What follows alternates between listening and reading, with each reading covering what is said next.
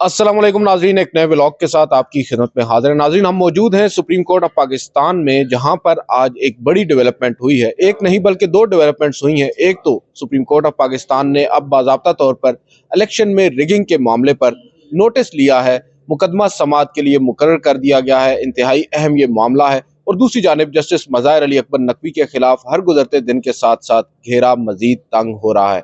आज मजीद गवाहान ने अपने बयानात रिकॉर्ड करा दिए हैं। बावजूद इसके सुप्रीम जुडिशल कौंसिल अपनी कार्रवाई आगे बढ़ाए हुए है। दूसरी जानिब जो हमारी सुप्रीम कोर्ट ऑफ पाकिस्तान है, उसी के दो रुकनी बेंच ने यह फैसला सादिर फरमाया है कि सुप्रीम जुडिशल कौंसिल आइन के आर्टिकल 209 के तहत रिटायर्ड जजेस के खिलाफ कार्रवाई नहीं कर सकती। एक फैसला मौजूद होने के बावजूद चीफ जस्टिस काजी फाइज ईसा सुप्रीम जुडिशल कौंसिल का इजलास जारी रखे हुए हैं और अभी तक जो एक अपील है, इंट्रा कोर्ट अपील, जो उस फैसले को चैलेंज करने के हवाले से वफाकी हुकूमत ने दायर की है, उस पर भी डिसीजन हतमी नहीं हुआ।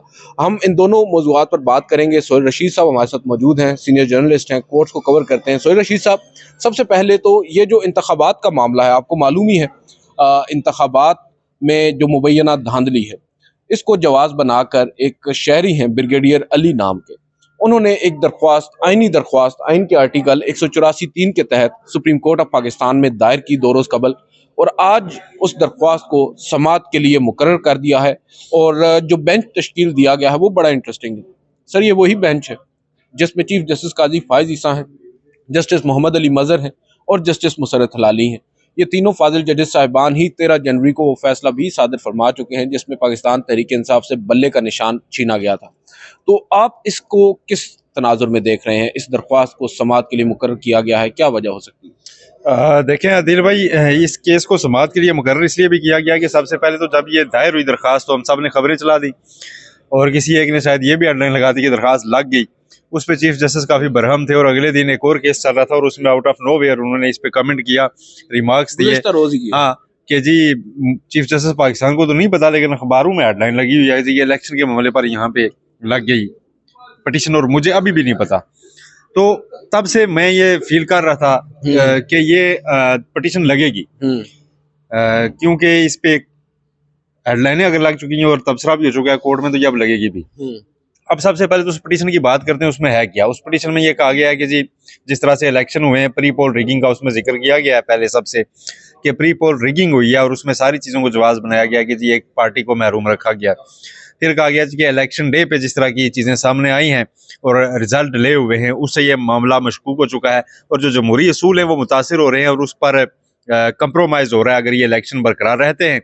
और सारे लोग इसको क्वेश्चन कर रहे हैं, लिहाजा ऐसा करेंगे ये इंतखाबात कलअदम करार दें और सुप्रीम कोर्ट यानी कि जुडिशरी अपनी सरपरस्ती में, अपनी निगरानी में दोबारा आम इंतखाबात 30 दिन के अंदर करवाए। ये सारा उस पटिशन का मुद्दा है जो कि एक रिटायर्ड ब्रिगेडियर अली हैं उनकी जानिब से सुप्रीम कोर्ट में आइन के आर्टिकल 184(3) के तहत दायर की गई है, जो कि प्रैक्टिस एंड प्रोसीजर एक्ट के तहत एक 3 रुकनी कमेटी बैठती है और उस पर बेंच तश्कील पाता है जिसमें चीफ जस्टिस खुद और उसके बाद 2 जो उनके जूनियर जजेज हैं उनके साथ जस्टिस मंसूर अली शाह, जस्टिस सरदार तारक, इन्होंने बैठ के इस पिटीशन को उसी बेंच के सामने लगाया है जिसने बल्ला बाल करने की जो है ना वो दरख्वास्त को मुस्तरद किया था और इलेक्शन कमीशन का फैसला बरकरार रखा था। अब यही बेंच इसको सुनने जा रहा है, तो इससे तवक्कुआत जो है ना लग रही हैं जी कि शायद सुप्रीम कोर्ट कुछ कर देगी। सबसे पहले मैं अपनी प्रेडिक्शन जो है ना अपने छोटे से एक्सपीरियंस की बुनियाद पे ये बता दूंगी, ये पटिशन मेंटेन नहीं हो सकेगी क्योंकि अभी इंतखाबी उज़रदारियाँ इलेक्शन कमीशन में चल रही हैं और चीफ जस्टिस जिस तरह से वाजे कर चुके हुए हैं पहले भी कि जब इलेक्शन कमीशन मौजूद है तो उसने अपना काम खुद करना है, तो हम उनका काम नहीं संभालेंगे।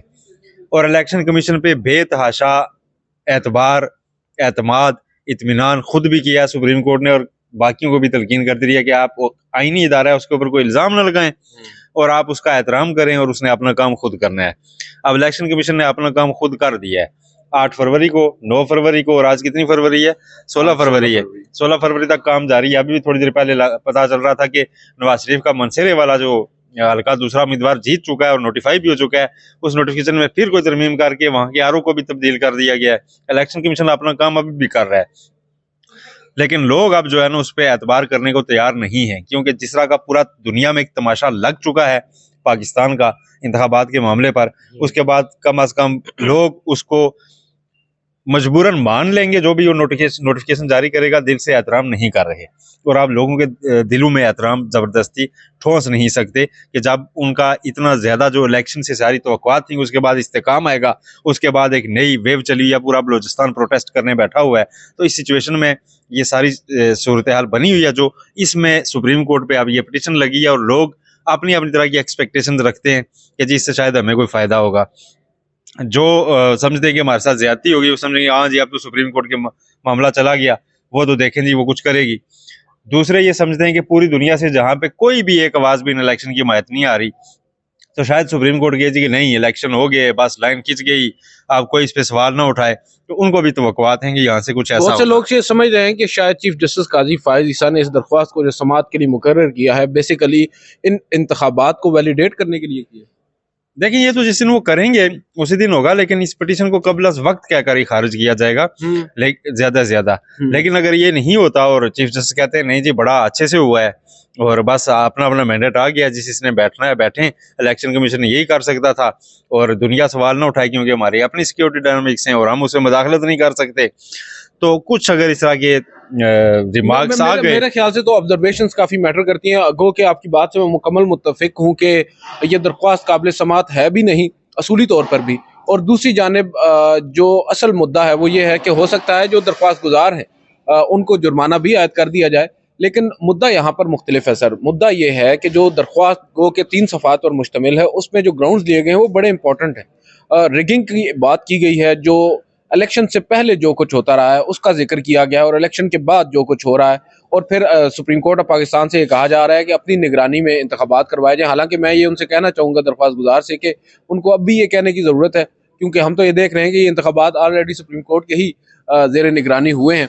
अब इस तमाम तर सूरत हाल में जो मौजूदा हालात हैं पाकिस्तान के सर, जो पोलिटिकल सिनेरियो है, उसमें जो ऑब्जर्वेशंस होंगी एपेक्स कोर्ट की जानिब से, चीफ जस्टिस की जानिब से, वो बहुत ज़्यादा मैटर करेंगी, और वो अब डिफाइन करेंगी मेरी नाकिस राय में आइंदा का जो पॉलिटिकल सिनेरियो होगा पाकिस्तान का। क्योंकि supreme court of Pakistan being apex court, काफ़ी कुछ यहाँ पर चीज़ें जो हैं वो हमें मिल जाती हैं कि अब आगे क्या होने जा रहा है।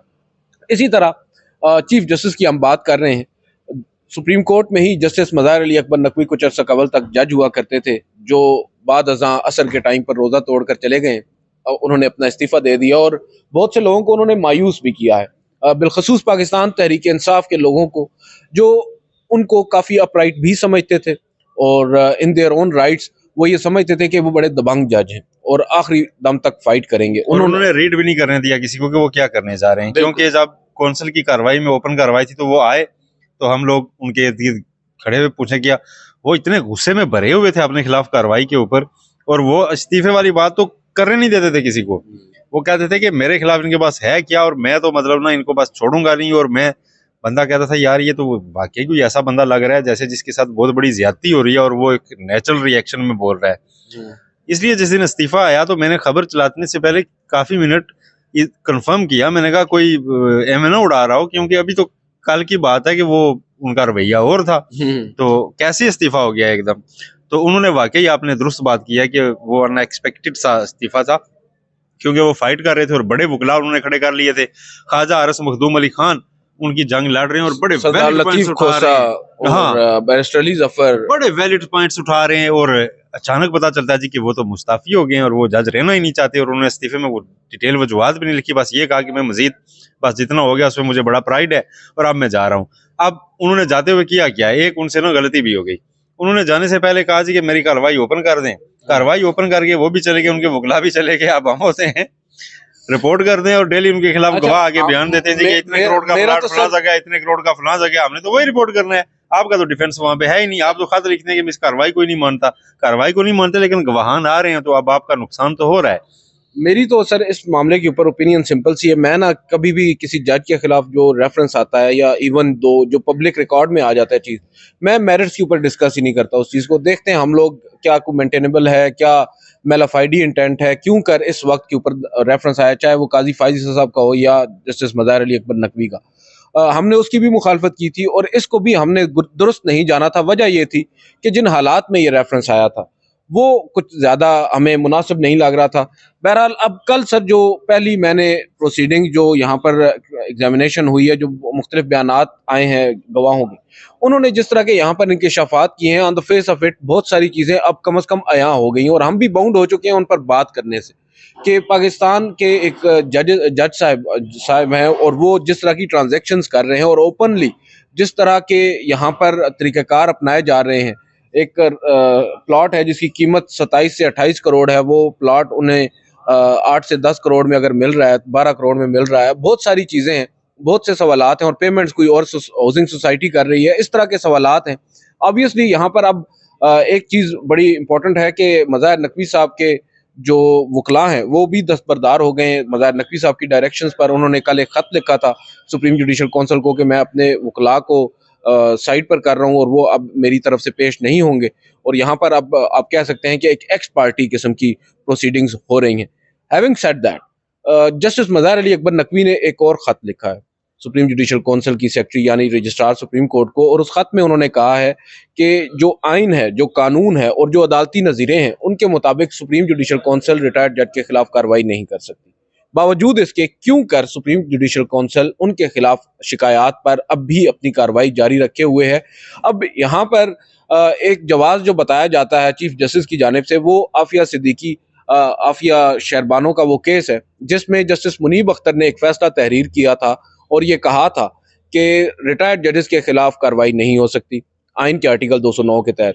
उस फैसले को वक्त पर उसको चैलेंज भी नहीं किया गया, ना दरख्वास्त गुजार की जानिब से, ना वफाकी हुकूमत की जानिब से। जब जस्टिस मज़ाहिर अली अकबर नकवी का इस्तीफ़ा आया तो अटॉर्नी जनरल को भी याद आ गया कि एक फैसला उस वक्त दिया गया था, उस फैसले को हम चैलेंज करने का सोच रहे हैं।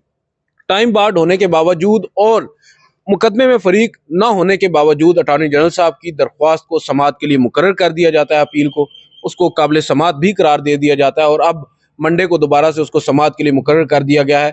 ये सब कुछ हो रहा है सर।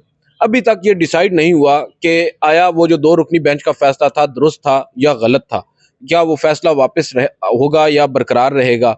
सुप्रीम जुडिशल कौंसिल कैसे सर ये कार्रवाई आगे बढ़ा रही है, क्योंकि अभी तक तो सुप्रीम कोर्ट का जो फैसला है वो इन प्लेस है ना सर, वो मार्केट में आप है। आफिया शहरबानो केस की बात कर रहे हैं। आफिया शहरबानो केस में जस्टिस मुनीब अख्तर वाला फैसला अगर फील्ड में ना भी हो, उस केस को ही भूल जाएंगे। वो केस कभी आया भी था सुप्रीम कोर्ट में? क्या आइन आपको रिटायर्ड जज के खिलाफ उसमें वाजे लिखा हुआ है कि सुप्रीम जुडिशल तशरीह उन्होंने की है ना, जाएगी या नहीं जाएगी? ठीक है, आइन में तो वो नहीं है ना। तो फिर जब नहीं है तो फिर ख्वाजा हारिस ने अभी आपके ग्राइन की वकालत कर रहे हैं वो शौकत सिद्दीकी साहब के केस में, ठीक है। तो उन्होंने अदालत, आप जनरल फैज हमीद का नाम ले सकते हैं सर। कल कोई उन्हें कह रहा था बनी पीटीआई, खैर छोड़े। तो बात यह है कि ख्वाजा हारिस ने भी कहा है कि आइन के तहत आप जब जज रिटायर हो जाए तो आप उसके खिलाफ प्रोसीड सुप्रीम जुडिशल कौंसिल में नहीं कर सकते, आपके पास इजाजत ही नहीं है, तो आप इसमें आगे नहीं जा सकते। ये ख्वाजा हारिस ने भी जवाब जमा करवाया है और अभी तक आज की डेट तक यही है। और आज इसलिए चीफ जस्टिस ने ये क्लैरिटी भी दी है सुप्रीम जुडिशल कौंसिल की सदारत करते हुए।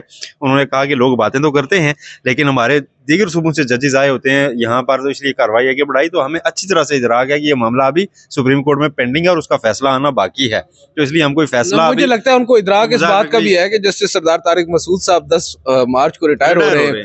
जस्टिस अमीर खान भट्टी जो लाहौर हाई कोर्ट के चीफ जस्टिस और मेंबर हैं सुप्रीम जुडिशल कौंसिल के, उन्होंने भी अब जल्द ही रिटायर हो जाना है। तो शायद उनकी रिटायरमेंट से पहले पहले सुप्रीम जुडिशल कौंसिल ये सोच रही है कि इससे पहले कि justice Munib Akhtar supreme judicial council का मेंबर बन जाए, इस मामले को कंक्लूड कर लिया जाए। जस्टिस सरदार तारिक मसूद का बड़ा अहम रोल है जस्टिस मुज़ाहिर नकवी के खिलाफ इस सारे मामले में, क्योंकि शिकायत पर राय उन्होंने दी थी और जस्टिस मुज़ाहिर नकवी उस वक्त भी खत लिख रहे थे कि जब साबिक चीफ जस्टिस उमर अता बंदियाल का जमाना था, उन्हें आगाह कर रहे थे कि कानूनी तौर पर जिस वक्त के अंदर उन्होंने अपनी राय देनी थी वो जानबूझकर नहीं दे रहे। बिल्कुल जस्टिस मुज़ाहिर नकवी का ये ख्याल था कि जस्टिस सरदार तारिक मसूद उमर अता बंदियाल साहब के ज़माने में वो राय नहीं देना चाहते ताकि वो उस राय के ऊपर आगे प्रोसीड करने या न करने का फैसला उमर अता बंदियाल ना करें। उसके बाद जब चीफ जस्टिस काजी फायजी साहब बने तो तब मैं राय दूं। और सर्कमस्टेंशियल एविडेंस भी कुछ इस तरह का ही है। हाँ, दूसरी बात यह है कि जो आपने बात की करोड़ों की ट्रांजैक्शन, ठीक है, हुई हैं, सारा कुछ हुआ है, मशकूक भी हैं, लेकिन जब इस तरह का मामला आता है ना आमदन से ज़ायद असासों का, तो उसमें एक सेट प्रिंसिपल है कि वो नैब भी जब किसी के खिलाफ प्रोसीड करता है उसमें सबसे पहला असूल ये है कि आप उस शख्स के मालूम ज़राए आमदन, ख़ानदानी विरासत, जायदाद, मनकूला गैर मनकूला जितनी भी है प्रॉपर्टी और सैलरीज इनकम, ये सारी बिजनेस इनकम, ये सारी आप इकट्ठी करके पहले रिकॉर्ड पे रखते हैं और उसे टोटल बताते हैं कि तेरी आज तक ये टोटल पैदाइश से लेके आज तक की जब भी तूने कोई जॉब्स की हैं ये इनकम है, ये सारी मालियत बनती है। ये जो तूने घर ले लिया है ये उससे ज़्यादा है, ठीक है। तो ये जो इतना ऊपर है इसका जवाब दे। ये होता है असूल आमदन से ज़ायद असासी के केस को जज करने का। सुप्रीम जुडिशल काउंसिल में ये जो पहला स्टेप है ना, ये फॉलो नहीं हो सकता, ना ही हो सकता, क्योंकि प्रोसिक्यूटर तो मौजूद हैं लेकिन इन्वेस्टिगेटिंग एजेंसी इसमें इन्वॉल्व नहीं हुई, ठीक है। तो इसमें मेरी ज़ाती राय ये है नाक़िस कि इसमें एक दफ़ा इन्वेस्टिगेटिंग एजेंसी को इन्वॉल्व करना चाहिए जब मामला इस तरह का है, कि उससे पूछें तो सही यार ये फ़र्क है भी या नहीं।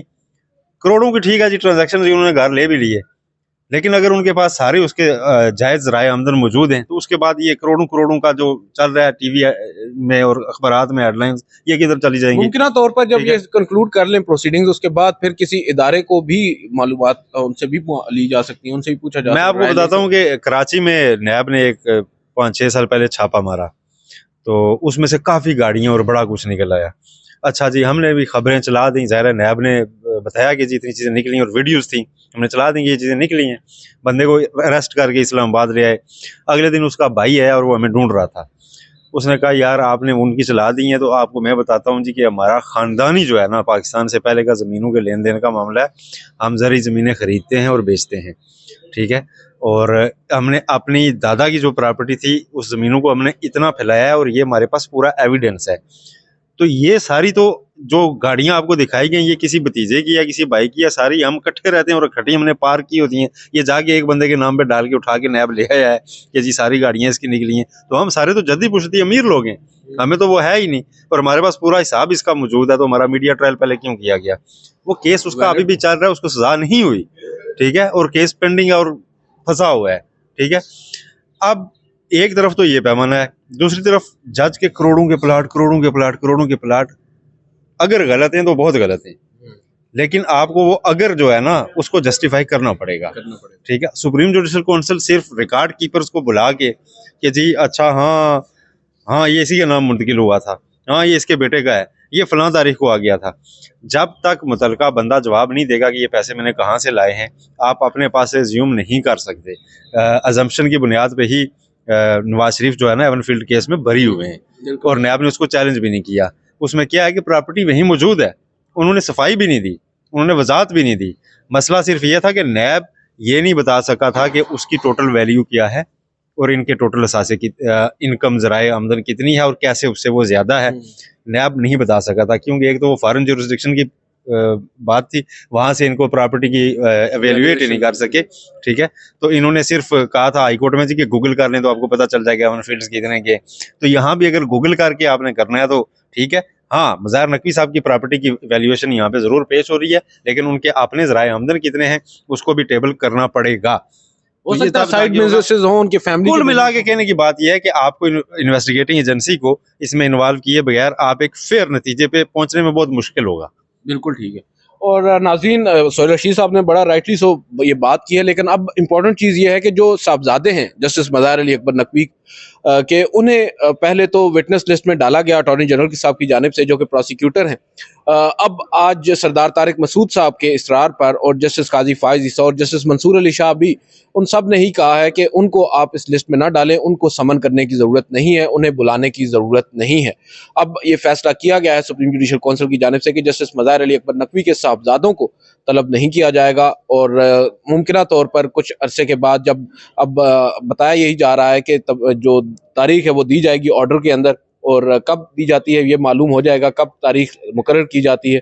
और फिर मोस्ट प्रोबेबली जस्टिस सरदार तारिक मसूद साहब की रिटायरमेंट से पहले, अगर मैं सेफली ये बात कहूँ, तो ये मामला कंक्लूड हो जाएगा, क्योंकि उस वक्त तक मुमकिन तौर पर जो लार्जर बेंच है वो भी आफिया शरबानो केस का हतमी फैसला दे देगा। आज की इस वीडियो से इतना ही। मुझे सोहेल रशीद साहब को इजाज़त दीजिए। अल्लाह हाफिज़।